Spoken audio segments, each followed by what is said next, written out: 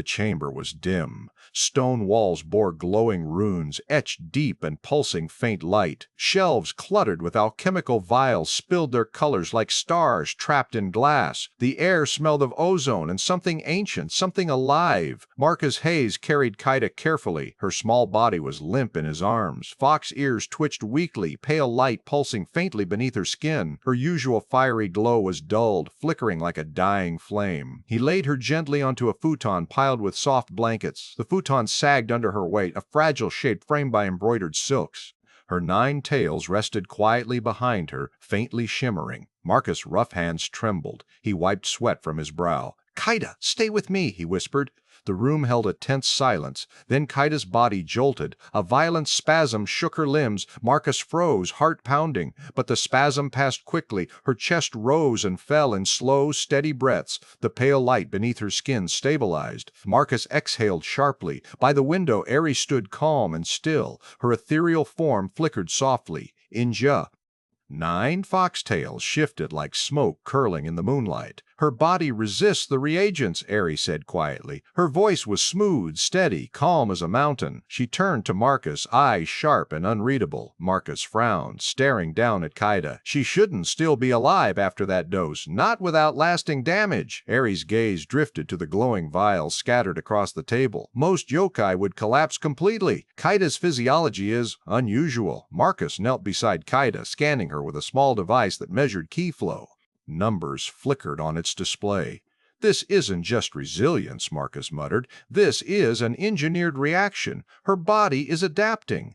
Aerie nodded slowly. "The fox blood runs deep. Her soul and flesh are linked in ways most cannot understand." Marcus' mind raced. He glanced again at Kaida's faintly glowing skin. "That light, it's not just magic. It's like her body is converting the reagents into energy." A sudden shiver ran down Kaida's arm. Her fingers twitched. Marcus reached out, taking her hand gently. Her eyes fluttered open. A faint amber glow shone from deep within. She blinked slowly, searching. A tiny smile ghosted on her lips. "Marcus," she whispered hoarsely. Relief surged through him like fire. Aerie stepped closer, her form solidifying in the moonlight. "She's stronger than she looks. That overdose was dangerous, even reckless." Marcus sighed, brushing back damp hair from Kaida's forehead. She didn't listen. Said she needed to push further. "Foolish," Aerie said softly. Then her eyes gleamed, but it proved something. Then her eyes gleamed, but it proved something important. "Her body is not breaking, it's evolving." Marcus' gaze locked with hers. "Evolving?" "Yes," Aerie replied. "Her yokai nature and human logic combined. A rare fusion, one that might change everything." Outside, the wind whispered through the trees. Moonlight filtered in, silver and cold. Marcus sat back on his heels. He looked at Kaida, then at Aerie. "Whatever this is," he said, "we're witnessing something new, something no one expected." Kaida's chest rose steadily now. Her fox ears twitched again, more alert. Marcus smiled weakly. "You're tougher than you look, Kitsune." Aerie's tails flicked in approval. "And that toughness will be our advantage against the shrouded and any who doubt humanity's strength." In the quiet chamber, glowing with arcane light and human resolve, a spark of hope was born. The war was far from over. But here, in this moment, humanity's ingenuity and spirit shone bright. The workshop buzzed with quiet energy. Bright lamps cast sharp light over Marcus' cluttered workbench. Mechanical tools lay scattered beside glowing vials filled with swirling iridescent liquids. Ancient scrolls kissed by faint runes rested under a glass case. Sparks flew as Marcus adjusted a small device humming softly, a chi flow meter crafted with human engineering precision. Marcus' brow furrowed as he leaned close. The device measured the strange energy pulsing inside Kaida's body, the chaotic magic that still lingered after her overdose. Numbers flickered on a tiny screen. His fingers danced over switches and knobs. "This reaction," Marcus muttered, eyes sharp, "it's not random. It's engineered chaos, like a feedback loop in a circuit, but infinitely more complex." Aerie stood nearby, her presence calm but intense. Her 9 tails flickered softly like smoke drifting in moonlight. She leaned over Marcus' shoulder, sharp eyes reflecting the glowing circuit diagrams projected beside ancient scrolls. "Your science is strange but not unwelcome," she said quietly. "The magic inside Kaida is wild, but you see order where others see only chaos." Marcus nodded. "Magic feels like uncontrolled energy to most." But if I treat it like an engineering problem, maybe I can understand it better. Look here. He pointed at the shimmering lines on the display. This chi flow, it pulses with a frequency, a rhythm, like electrical current modulated by a signal. Magic isn't just spirit, it's energy transformation. Era's eyes glimmered. You propose magic is engineered energy? Exactly. Marcus' voice grew excited. If we think of magic as a bioengineered process, like how human tech converts energy to function, then ancient sorcery is a form of natural engineering. The yokai's bodies are living circuits. Magical reagents act as components, triggering reactions that change physical form or spirit state. He picked up a vial filled with a glowing blue liquid. Kaida's overdose was a spike, too much energy pushed too fast. Her yokai body resisted because it's built to regulate these currents naturally, like a machine with fail-safes.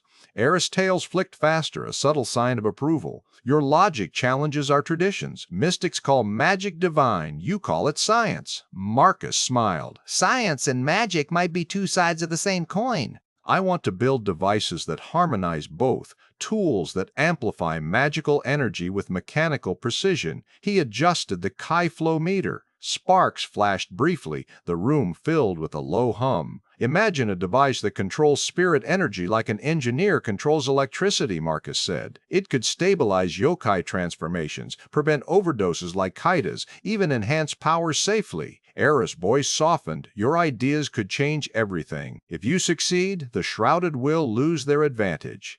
They rely on chaotic corruption, but you seek order within chaos. Marcus' eyes burned with fierce determination. I want to create a bridge between human engineering and yokai spirit, a fusion that neither side expected. He paused. This could rewrite the rules of war. Eri nodded slowly. The elders will resist, but the future needs your vision. I will support you. Marcus turned back to the workbench, fingers deft and sure. He connected a delicate circuit to the key meter. The glowing device pulsed steadily now, not chaotic but balanced. See that? Marcus said. That's control. That's human ingenuity taming ancient forces. Eri stepped closer, her 9 tails swirling like living smoke around her. Your curiosity is a weapon, Marcus Hayes, and curiosity is a human trait they always underestimate. Marcus glanced at her, his grin wide. Then let's show them how deep human curiosity runs. Magic or science, nothing escapes us. The workshop walls seemed to pulse with newfound energy. Ancient runes and modern circuits merged in a brilliant dance of light and shadow. Here, technology met magic, and humanity's unique spark blazed brightest. The battle for survival, for understanding, had changed. Marcus' engineering mind had cracked open a new path, one where spirit and machine fused and where humanity's ingenuity would shape the fate of yokai and humans alike. The clock ticked, the key meter hummed, and the future waited to be engineered. The shrine was quiet. Outside, lightning cracked far in the distance like whispered warnings. Inside, flickering candlelight cast long shadows over the ancient fox motifs carved deep into polished wood and worn stone. Marcus sat cross-legged on the tatami floor. Mindus. His eyes were wide, fixed on Era's shifting form. Her 9 tails flared softly with ghostly fire, curling and twisting like living smoke. The air around her pulsed with power, but calm, controlled power. You asked why Kaida's body held, Eri said, her voice low and steady, why she did not break under the overload. Marcus swallowed. Yes, it's beyond anything I understand. Her body spasmed but recovered. It defies all the engineering I know. Eri leaned closer. Her glowing eyes, sharp as stars, held his gaze. Because we yokai are not like humans.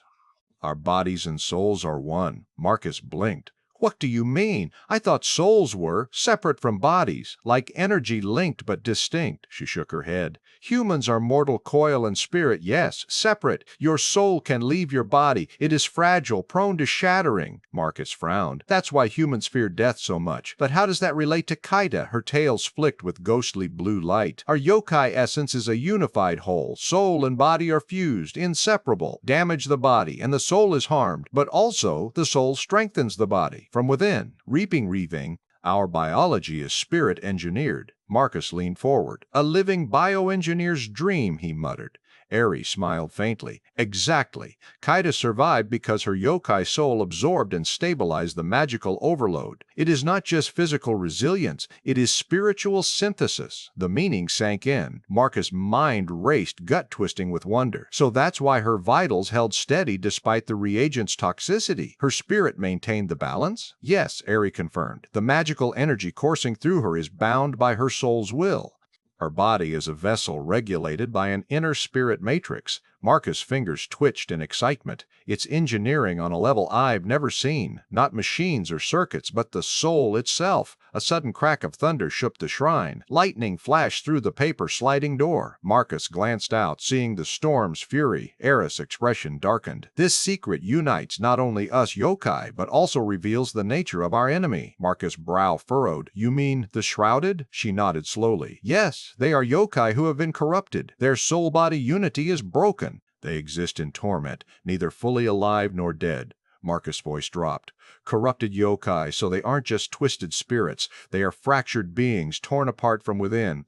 Ares' tails curled tighter, flickering with angry fire. Their souls are shattered, chaotic energy without harmony. They rage and consume, but cannot reclaim wholeness. Marcus leaned back, stunned. Then the war isn't just physical. It's a battle over the soul itself. Yes, Ares said, the shrouded seek to unbind our unity, to tear apart the spirit-body link that makes us strong.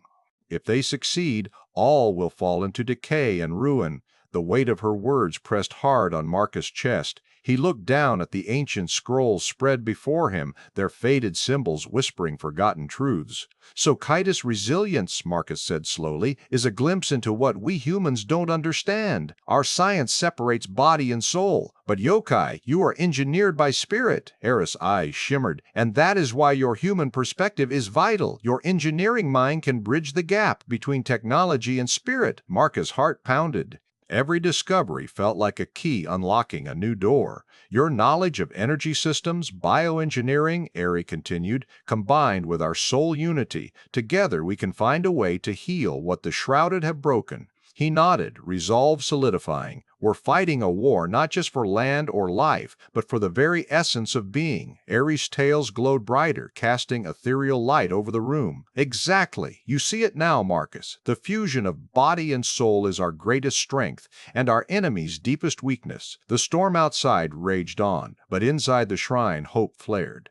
Marcus closed his eyes. Then, well, engineer a future where spirit and technology stand as one. Ares smiled, her 9 tails swirling like a living flame, a future only humanity and yokai can build. Together, beneath ancient fox watchmen and storm-lit skies, their alliance sealed a new path, one where science met soul, and humanity's relentless curiosity pierced the mysteries of magic itself. The dawn light seeped softly through the shoji screens. It painted the tatami room in pale gold. Cherry blossoms drifted lazily outside, carried by a cool spring breeze. Inside, the quiet was heavy. Marcus Hayes sat on the floor, shoulders tight and hunched. His hands clenched the edge of the low wooden table. His eyes stared blankly at nothing. The weight of countless battles pressed down on him. Exhaustion seeped into his bones, but his mind refused rest. Across from him, Eri knelt calmly. Her 9 tails curled gently behind her, flickering like smoke in the early light. Her sharp fox ears twitched softly, attuned to every subtle breath Marcus took. Her face was serene, but her eyes held quiet strength.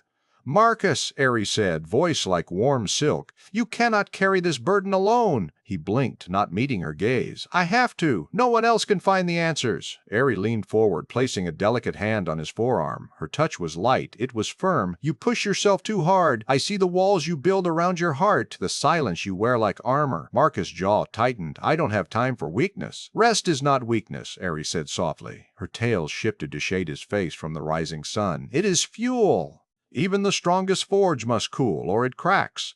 He swallowed, tasting bitterness. What if I break, if I stop moving? Ares smiled gently, eyes glowing faintly like stars. You are stronger than you know, but no strength lasts without balance. The room smelled faintly of incense and fresh cedar from the shrine nearby. Outside, a single petal floated through the open door and landed on the tatami beside Marcus' knee. He looked down at it, then back at Ares. His defenses wavered. Tired? He admitted quietly.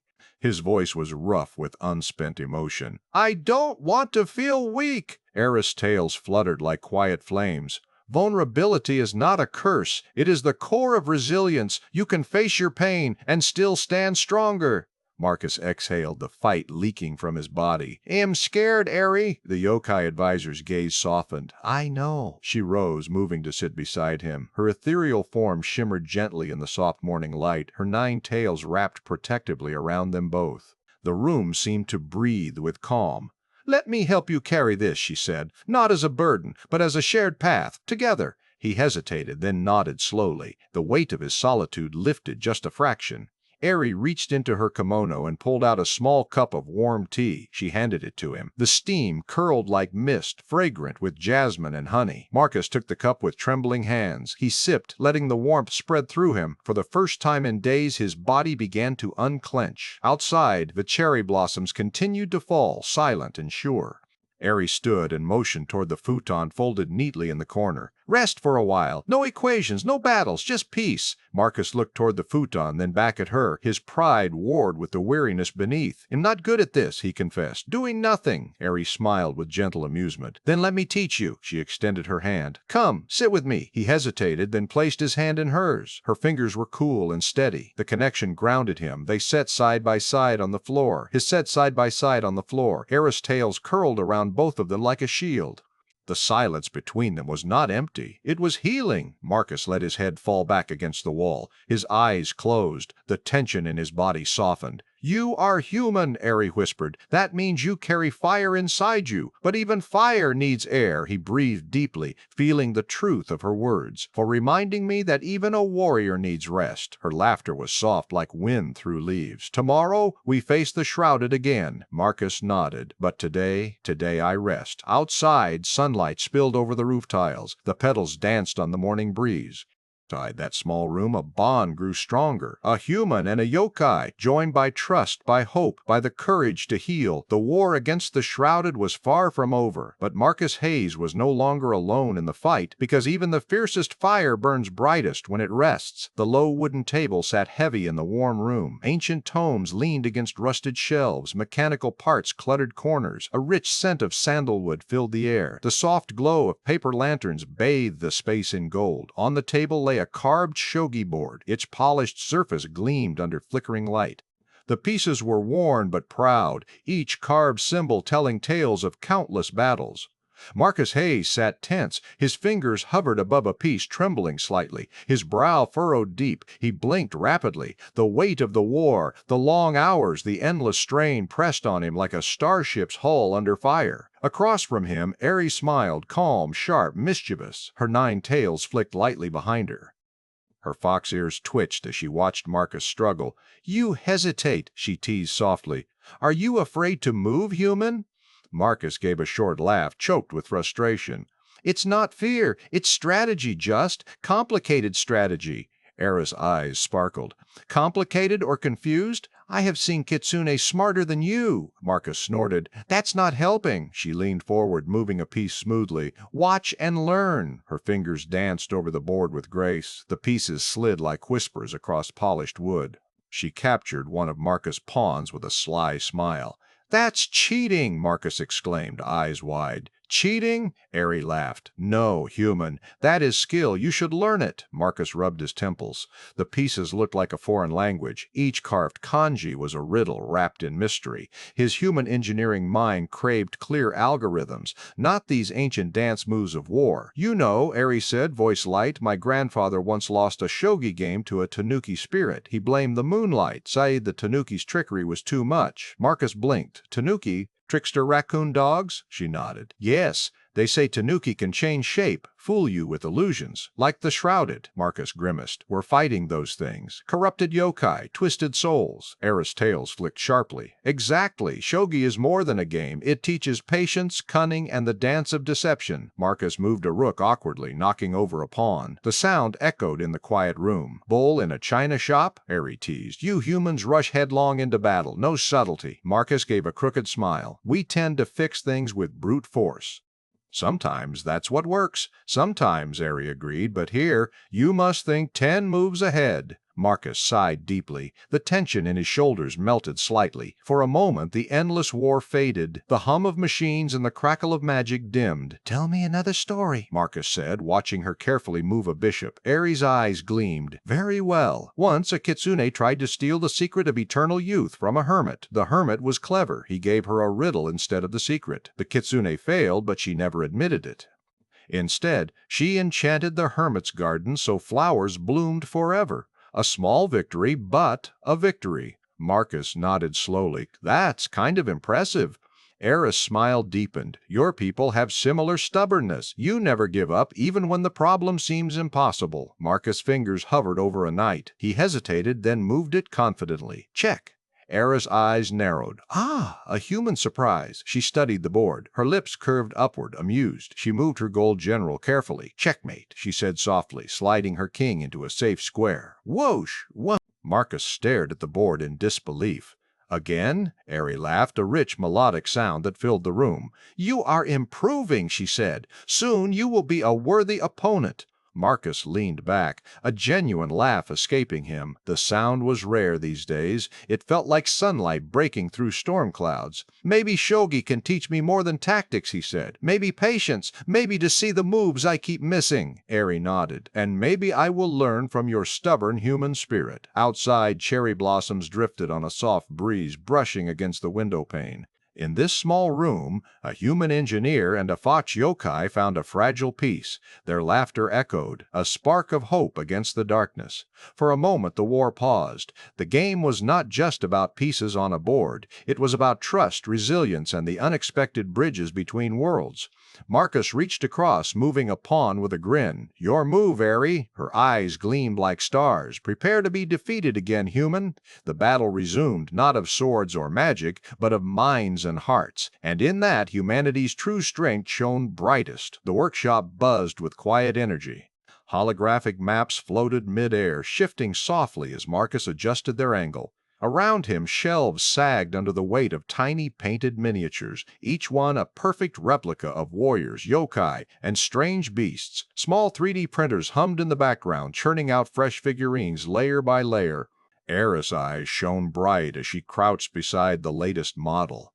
"This one is exquisite," she breathed, her 9 tails flicking like ribbons of smoke. "The detail, it captures the spirit of the fox." Marcus smiled, brushing a stray lock of hair from his forehead. "It's a mix of old craftsmanship and new tech. The predators use digital blueprints to build every part with precision. We humans have been pushing these machines for decades." He picked up a tiny warrior figurine, no taller than a thumb. Painted armor gleamed under the workshop's warm lights. "These miniatures aren't just toys. They're part of a whole game system. Strategy, storytelling, tactics, everything packed into a few inches of plastic and paint." Eri tilted her head, curiosity flaring in her glowing eyes. "What kind of game?" Marcus chuckled, settling onto a nearby stool. "It's called tabletop role-playing. Players take on roles, heroes, villains, explorers. They work together, but sometimes fight each other on a board. It's about imagination, planning, and surprise." He tapped a holographic console, and a sprawling game map appeared. "This is a digital version. We use maps to mark locations, track movement. The miniatures represent characters. Every game unfolds differently, shaped by the player's choices." Eri traced the glowing paths with a finger. "So it's like a story made live?" "Exactly." Marcus' voice grew passionate. "It blends creativity with rules, kind of like engineering. You design a scenario, but the players decide how it plays out. It's a dance of logic and chaos." Her tails fluttered faster, excitement sparking. "Could yokai play this?" "Imagine spirits and humans shaping stories together." Marcus' grin widened. "I've actually been printing custom sets, yokai characters, ancient artifacts, spirit beasts. It's complex, but the technology handles it. We can model anything." Eris' eyes gleamed. "After we defeat the Shrouded, we will need more than weapons and magic. We need to rebuild, to heal." She stood, voice soft but fierce. "Spreading games like this, sharing culture and creativity, it's a way to strengthen bonds, to remind everyone what we fight for." Marcus nodded, his engineering mind racing. Humanity's strength isn't just machines or magic. It's our stories, our shared struggles. This could be a bridge, technology meeting tradition. He paused, eyes locked on the flickering holograms. Imagine tournaments where yokai and humans play side by side, teaching each other, laughing together. It's a new form of alliance. A sudden spark flew from a nearby printer. Marcus quickly tapped a panel and the machine settled. Even our printers adapt fast. They can switch designs mid-print.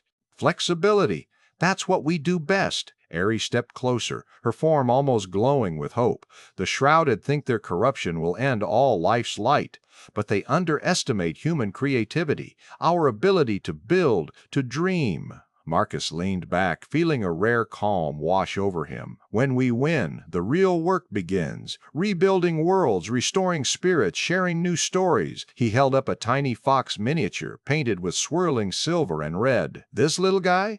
Hay's more than plastic. Hay's a symbol, a testament to what happens when magic and engineering unite. Ari smiled, a rare warmth in her voice. Together, we will write a new chapter, one where yokai and humans create not just weapons but wonders. Outside, the first light of dawn crept through stained glass windows. It cast fractured rainbows over the scattered blueprints and miniature armies, the promise of a future built from human minds and yokai souls. Marcus stood, his gaze steady. Let's start designing. For every victory, a story. For every loss, a lesson. Era's tales swirled around him like a protective cloak. Human ingenuity and yokai spirit, the perfect combination to turn the tide. The workshop hummed with possibility. Tiny machines whirred, holograms shimmered, and at the heart of it all, a human engineer and a yokai advisor dreamed of a future born from games, hope, and unbreakable bonds. The war against the Shrouded would end, but the Shrouded would end. The Shrouded would end, but the story, our story, was only beginning.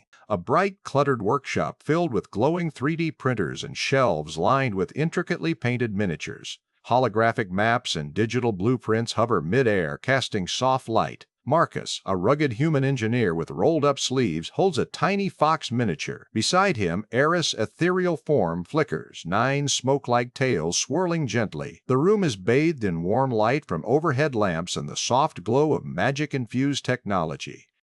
Outside stained glass windows, dawn's first light spills in, illuminating scattered game pieces and ancient scrolls, melding human tech and yokai tradition in a hopeful alliance.